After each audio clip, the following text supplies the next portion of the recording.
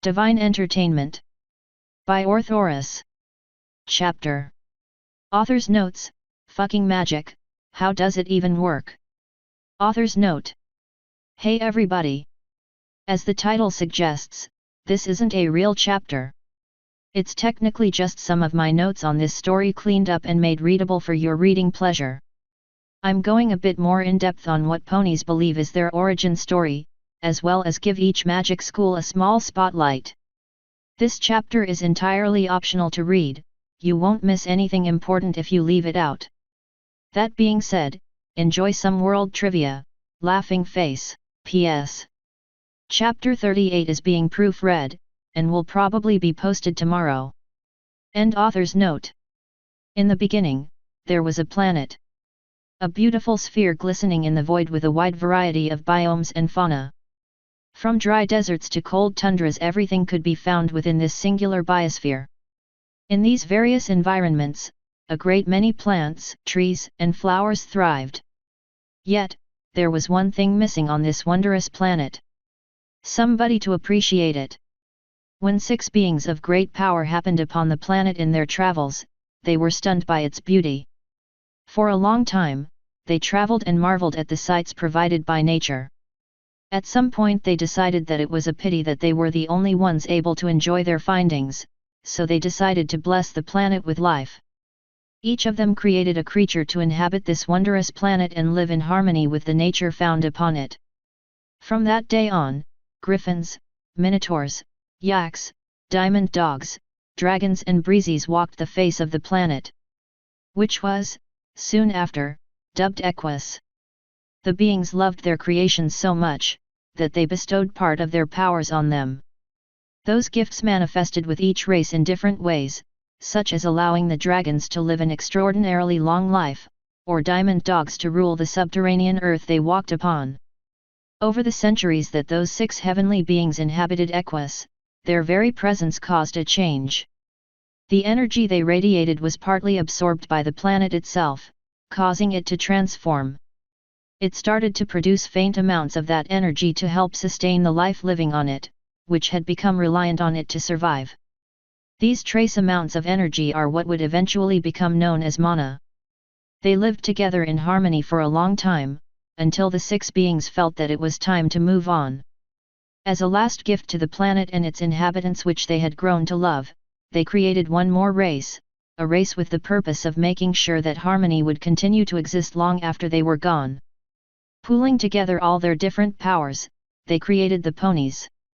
Upon the Pegasi, they bestowed the gift of control, allowing them to create and control everything nature would need to persist.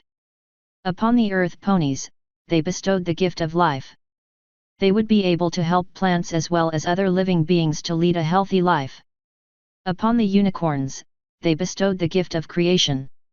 With their horns and unique mana pathways, they'd be able to access the energy of the planet, forming them into whatever spell they needed.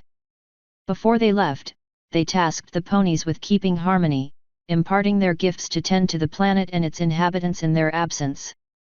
With a great celebration, they parted with their creations, wishing them the best of luck and leaving them to their own devices. Millennia passed and the 6 heavenly beings passed into legend until their existence was nothing more than a tale one told to their children. The memory of their creators faded, and the creatures living on Equus became independent. And slowly but surely, harmony started to crumble, as the task bestowed upon the ponies was forgotten. Asterisk. In today's times, everything on Equus is saturated with magic. The planet continued to produce mana until it became an essential part of the life on it. 6 distinct types of mana exist, their properties allowing them to influence a different part of life. Eventually, the creatures inhabiting Equus attuned themselves to the energies flowing around them, until their very essence was connected to a certain type of mana. Unicorns call this connection affinity. Every unicorn would be able to instinctively control the mana they were connected to a lot more effectively than the other 5 types. Soon realizing that different types of mana had different purposes, they created the 6 schools of magic. Blue mana, the school of illusion. Unicorns practicing illusion spells gained access to a wide variety of spells. Low-level spells could let them display pictures from their mind. They could change the color of light and other minor changes in how others saw something. High-level spells could even change how others perceived reality itself, tricking them into seeing what wasn't there. Pink Mana, the school of manipulation. One of the low-level spells of this school became immensely popular, through its wide range of use, telekinesis, or levitation as some called it, a spell which allowed the user to manipulate objects in close proximity. Few unicorns achieved the higher levels of this school, which allowed them to terraform their surroundings, creating mountains and ravines as they pleased. Red Mana, the school of combat. By far the most versatile school of magic became the school of combat. Quickly it was discovered that instead of just using raw mana to attack, introducing one of the four elements of nature to a spell could bring forth more effective or destructive spells. The four elements of nature, earth, water, fire, and wind could be combined to create a wide variety of spells. Orange Mana, the school of energy. Since everything on Equus was saturated with mana, the energy mages could influence almost everything. Low-level spells allowed them to check objects and living beings for anything out of the ordinary.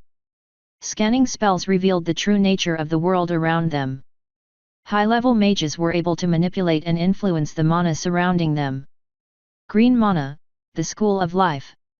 Life mages are the most respected amongst the different practitioners. Their spells allowed them to mend the wounds of the injured. While a low-level mage would only be able to regenerate a simple cut, a high-level mage could slowly bring back critically injured ponies from the brink of death. Purple Mana, the school of magic. Purple Mana, a mystery to this very day and age. It remains largely unmapped since a low amount of unicorns are born with this specific affinity, meaning research hasn't advanced nearly as far as the other schools. Mages which were blessed with this affinity were able to control the other 5 types of mana almost effortlessly. While a unicorn with a green affinity would have trouble controlling blue or red mana, a unicorn with purple mana could control all types equally. Blessed with higher mana reserves than the usual unicorn as well as control over all types of mana, this meant they made for excellent mages. The true nature of purple mana has not yet been discovered.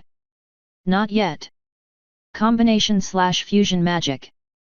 This type of magic can be used by 2 or more unicorns, or one unicorn blessed with a twin affinity. A complicated, difficult to learn process is used, where the casting point of the spell is changed from the horn to an outside point. Most commonly used is treated thaumium, a metal highly receptive to mana. 2 or more spells are channeled into the new focus point, where they mix and create a new spell, usually not castable to a single unicorn. Unicorns with a twin affinity may use their horn as the focus point, as usual. Thanks for handily demonstrating this, Starlight Glimmer. Mega spells. Similar to combination magic, but on a much larger scale. Instead of mixing and matching different spells, multiple unicorns can be used to power a single spell. Usually reserved for highly potent spells that require an absurd amount of mana to be cast, unicorns can learn how to share their mana with others. When unicorns start their studies on high-level spells in their own respective fields, it often requires a group effort to pull off the desired spell. Note, there are documented exceptions to mega spells being performed by single exceedingly talented individuals. True mega spells. True mega spells have not yet been invented as of Chapter 37. Chaos Mana.